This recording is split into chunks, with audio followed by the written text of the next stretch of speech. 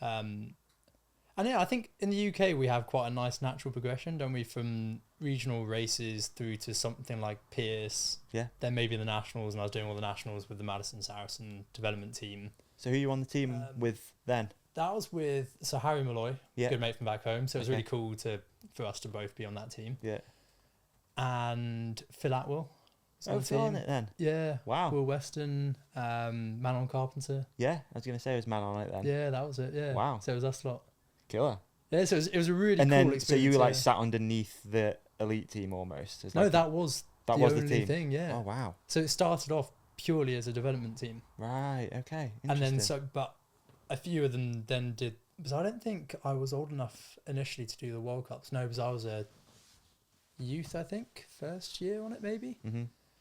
But then I think Harry and Manon were doing the World Cups on that team. Right. And then I actually went into doing World Cups with them as well. Okay. Yeah. Junior World Cup. Yeah, but at the time they didn't have a separate junior category either, so you had to qualify with the men. Remember, it was still top 80. Yeah. But juniors were just in with everyone else. Right. It's just you had the little asterisk next to your name. That was it. Ah. We were looking at results ages ago, looking at what that asterisk meant.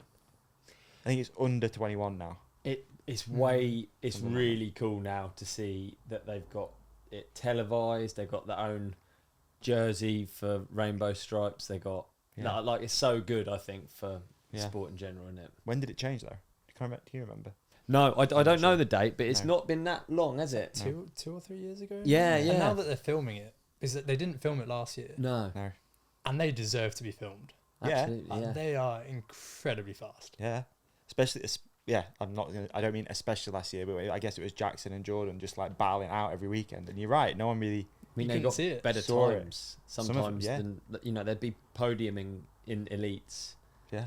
That's frustrating. That'd be. If I podiumed and I was in junior, I'd just be like, I don't even know if I'm going to be able to pull it off in adult class.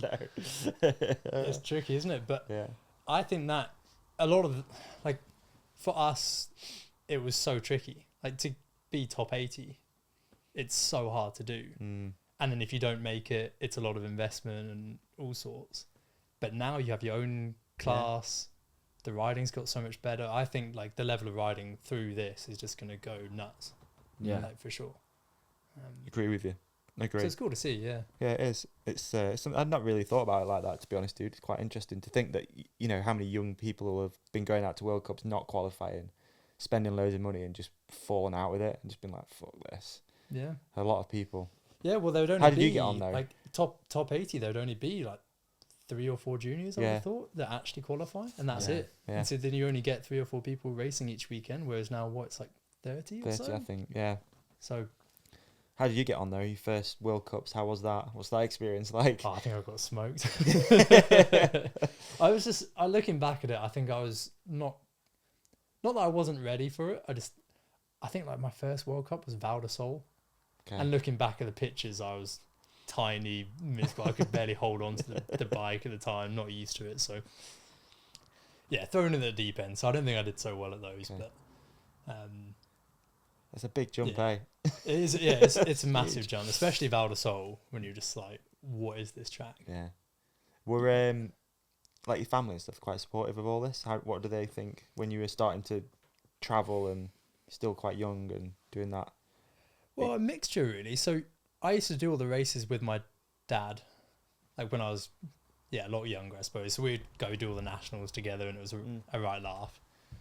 And then I suppose as soon as I started doing more international races, I think my family were just more like, we want you to have fun. Sick. Like you do it because you love it, Yeah. and we don't want to get in the way. Like, not get in the way. It's not the right way of thinking about it. But if you want us there, we'll be there. But at the time, I was with Harry. I was with all my mates. And they were just like, "You're having such a good time. Just do your thing." So Nice. yeah, supportive, but not pushy. I think there's such a fine line. Isn't There is. Yeah, especially in sport, wholly.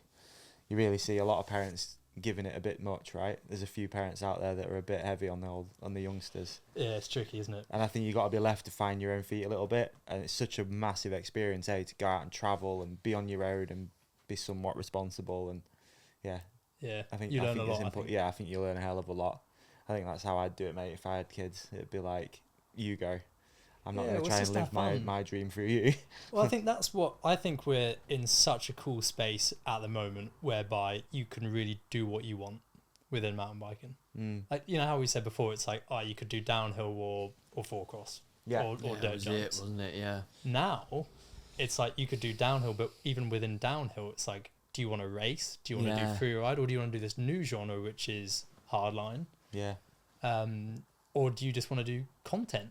Or do you just want to do this? Or do you want to do enduro racing? Or what is it? Like, you can do so much. And I think it's more like, find what you like to do and have fun. It's sort you're right. It's gone into so many different sort of weird niches, but also equally, it all is just one thing anyway, isn't it? It's sort of highlighted the fact that basically everything's the same, and you get crossover riders, and like hardline's really cool for that reason, isn't it? Because you've got free riders there that really aren't racing as such, I would say, as much. Yeah, wouldn't you? I'd say like Cal Straight maybe coming over. Is that fair to say? Yeah, probably is now. Yeah, I mean, he's done a lot of racing in the past. Yeah. But yeah, but you've got like Vinny T True. at hardline, haven't you? So he's not even really someone you wouldn't put his name next to racing, would you? No. I suppose Carl sits in the same category. I just still think of him as a World Cup.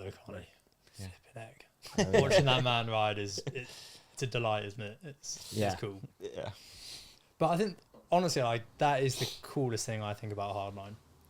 Yeah. It's you can have the mixture of riders. You've got the big jumps, the big drops, and there's a race element to it.